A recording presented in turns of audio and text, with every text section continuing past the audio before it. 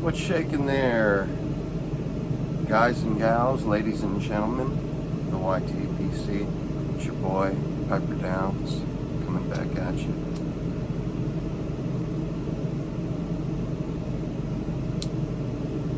With another video, getting back into the groove, getting back into the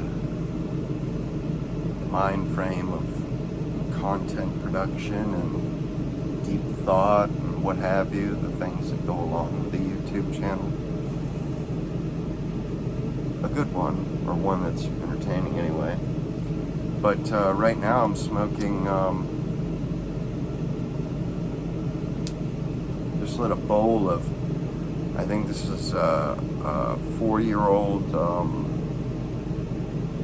or it had been in a jar for 4 years. I don't know how long it had been in a tin, and maybe a 1 or 2 year old tin. I don't know. But the number 9 Brebbia Latakia flake, when it had Syrian in it. I don't know if I know that I've seen pictures on smoking pipes where it still says Syrian on the rim of the tin, but you know, from what I understand, I mean, it's been 4 years. There's no way that they have that much Syrian, or there's that little Syrian in it that they were able to stretch their stock this far. But I don't know. Anyway, it's a fantastic blend. I know I've reviewed it before. Kind of reminds me of like a Quiet Nights.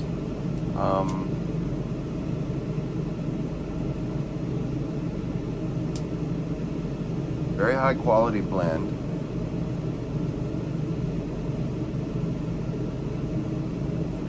The blender did his job well when he came up with this blend. He did it well, and I didn't rub it out. All my flakes, I'm not really rubbing them out nowadays, because everything I have, nothing is new. Everything has age on it, and I feel like rubbing it out, I'm gonna end up rubbing the age off of it, rubbing the crystals, the sugars that are, were at once, part of the tobacco and not just on top of it. So I don't rub anything out anymore. But I will do like kind of crumble. I just kind of crumble it like Penzance. And I actually let this dry out overnight. Decided not to smoke it because it was late. Put it in a jar and just decided to smoke it now because I wanted to do a video, and also didn't feel like waiting for another blend to dry. Yeah. But I just did very softly broke it up. It's still chunky, and what I'll do when I fold and stuff, I'll take the first part of the flake, and I'll put it in the bottom of the bowl tight, but then I'll take my poker and rub it out with the poker inside the bowl, so that way I know, I put the flake in there, nothing's coming out, so whatever was on that flake or in that flake is in the bowl. I'll start it that way I get a nice cushion, nice buffer on the bottom between the bowl and the flake, so it doesn't get clogged or get tough to smoke. And then I just pack the rest loosely, sticking the flake and the little pieces in there. Anyway, just had a couple of thoughts that have been kind of bouncing around in my head. And one of them happens to be, what triggered it was this Cornell and Deal's Vocary, as well as their Bijou, their Joie de Vivre, their cellar blends. And I was thinking, why don't these companies do that with every blend? Like there's the cellar series, they tell you when it's going to be at its peak. Like with wine, they know when a wine is going to peak, what years it's going to peak, and when it's not going to get any better, it's just going to get worse, beyond those years. And that's the same thing with tobacco. It's only going to get better to a certain point, then it's going to either stay the same or degrade. It's not going to get any better. So I was thinking, why is it that they don't, first of all, cellar it and smoke it every year for 10, 15 years, the same blend. And,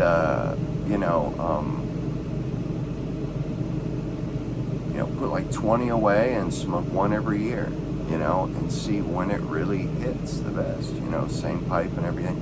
But, there should be a database like that really, because I kind of feel like, with some blends, am I aging it too long? Am I like holding off opening the jar for no reason? I'm not getting anything out of it. So I was thinking about, how cool it is that the Cornell and Deal came out with a cellar series that tells you, like the Beaucaire says, best between 10 to 15 years of age. Now,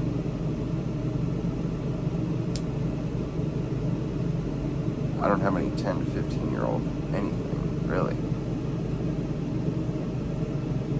Well, yeah, I do actually, a couple things.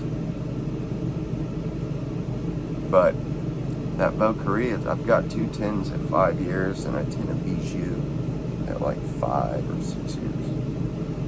And, I'm wondering, is it going to be twice as good at 10 years than it is at 5 years? And, same thing with like 15 years, is it going to get better between 10 and 15? And why don't other companies do that? Why don't they give us, not necessarily rules, but like a roadmap, like a guide, hey, this blend is really great at 6 years. Hey, this blend tops out at around 2 years. Hey, this blend's best when you first get it, when you first open it. Those exist. Those exist. And somebody mentioned, that the in between, that I was saying how contrasting it was and how different it was from the stuff I had jarred previously. He said that only, and the sweetness I was getting that I hadn't gotten before, he said, yeah, that's like the first week. It's like that. And I've already noticed it's starting to brown. Those brights in there are starting to color into, they're starting to look more like the Turkish and darker leaf Virginias. So it's already happening.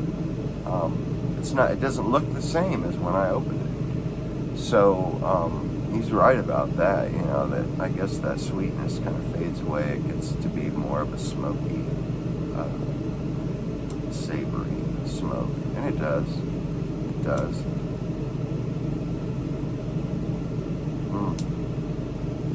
Smoking it out of a K. Woody Lavat relief grain made in UK. And this stuff, these ones, I only go for the 4-hole stingers, so they're, 40s and prior. But, this one's an English-made one, and they made fantastic pipes back then. I would almost guarantee you this is on par with Dunhills of that era, or with, Dunhills of other eras. But anyway, it's English made, but I need to restore it. I need to get the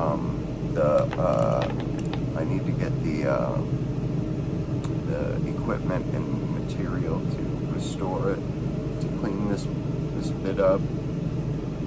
It's very shabby looking, which, that'll look perfect with a little bit of fine grit sandpaper and the sandblast.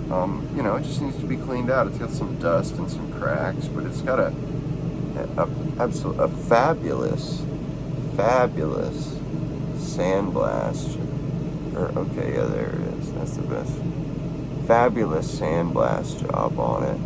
Smokes like an absolute champ. Now, I would like to get a pipe reamer, because it has a good cake on the walls, and then at the bottom it widens. The cake isn't at the bottom. I guess they never smoked down to the dottle. It'd get wet or gloopy and they'd throw it, or whatever they did.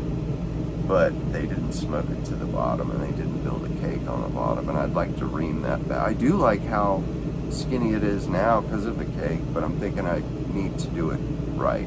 Ream it, re-cake it from the bottom up, you know, just smoke half bowls for a little while, you know, get it halfway smoked, and then start smoking full bowls. That way I get it done right.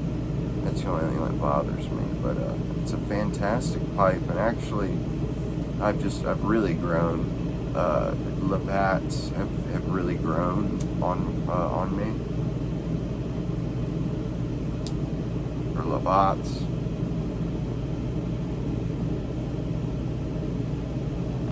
Used to be billiards I was nuts about. Now it's more like the Lavats. Here's another one I need to restore. Very similar, very similar pipe. But it's got a bit of sand. Very lightly smoked though. It's just an old bit, you know. And here's another. No, that's another. Got another one in here that is like one of my favorites to smoke out of, and it's a Lavat, and it's a KBB, K-Woody Lavat. It's that old, you know. And I actually had one with a Bakelite stem this old, and I broke the darn shank of the Lavat, and I broke it, and it was the long, like this one, it's not typical of a K-Woody. The stinger's twice as long, twice as big. They only did that in like the 20s and 30s, and then they switched. You know, the only flaws to this one is they used a knife to clean it.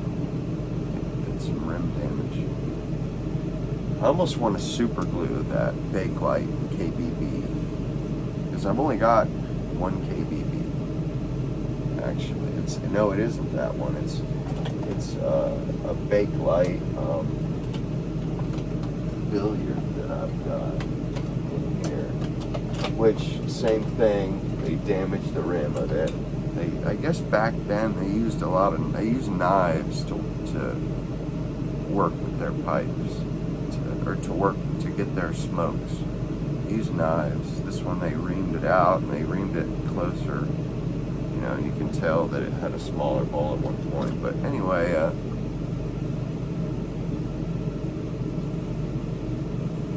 those have become my favorites. Almost more so than, I've been smoking more Lavats than even my Peterson Meerschaum. You know, this old guy that you've seen me smoke 2 million times, which also needs to be repaired, or needs to be refinished, redone, I forget what it's called, restored. And here's another one. Oh yeah, this is another KBB. This one is another KBB. No damage either. Hardly smoked, and it's a KBB K-Woody. It's got some bit damage from some teeth issues, but you can see how long the stinger is. Really, really nice pipes. Even this one I like a lot, even though it doesn't have the long shank. It really does good. But I find that the long shank helps keep some of the liquids at bay. Helps keep it a little bit more drinkless, as it says on the stem.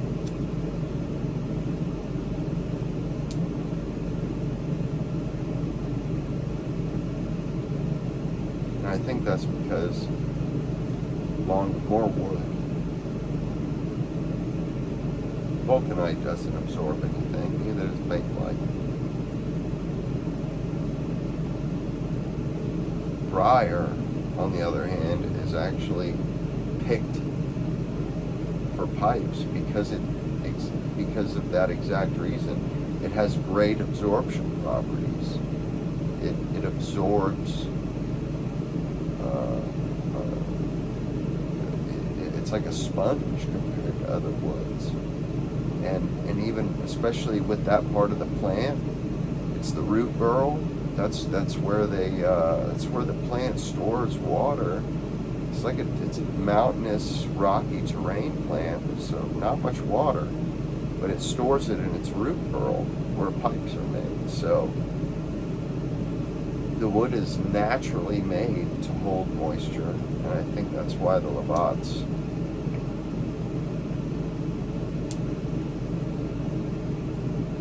work a little better for me. I mean, it's pretty much a billiard, but you just shorten up the shank, make it a saddle bit. Well, the old small one with the knife marks, that isn't saddle bit, but anyway,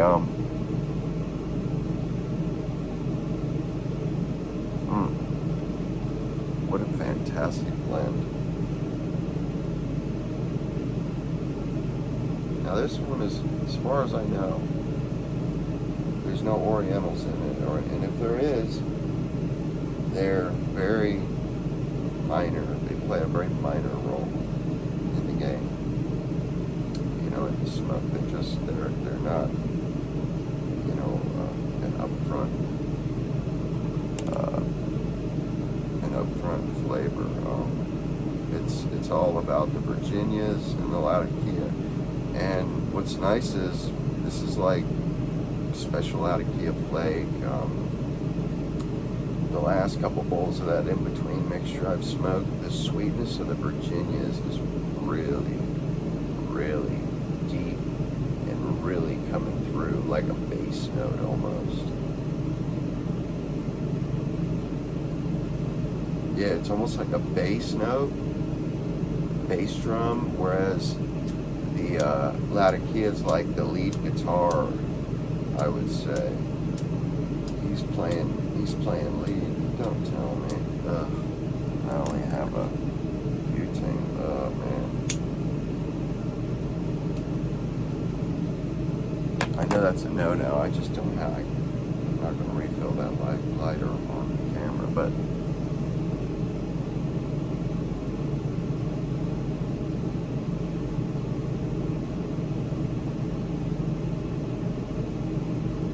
I get a deep, there's a lot of depth to this, even though it's a simple blend, just Latakia and Virginias.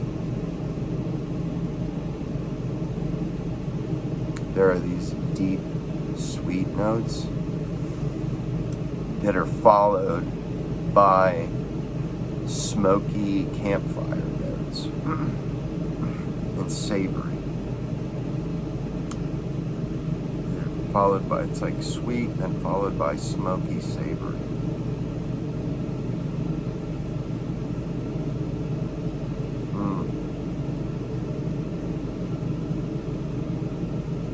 I think I bought one other tin of this. Jarred the other tin. But I just did it just to get a couple Syrian Latakia blends. I still have some Frogmorton across the pond on the town. I don't have any on the bayou, but I have all the others. I just don't smoke that stuff much anymore.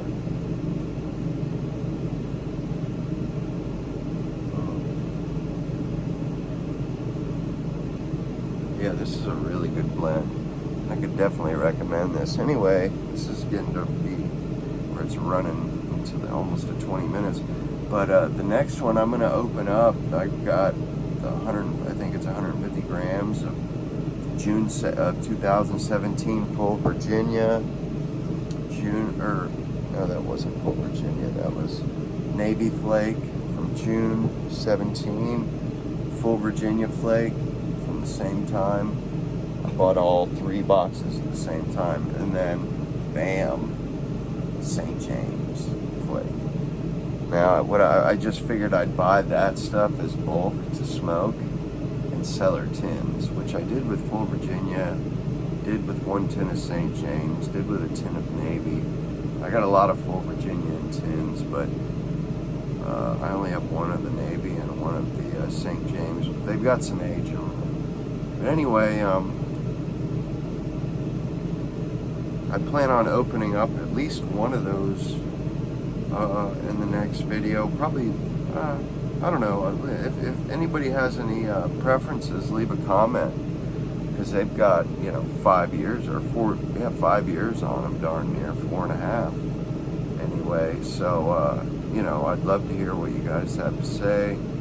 And if you guys, you guys have been very responsive. You guys got anything to say, any requests or any pointers, feel free to reach out, please. I'm trying to make an even better channel than prior. But until next time, guys, Biker Downs, over and out.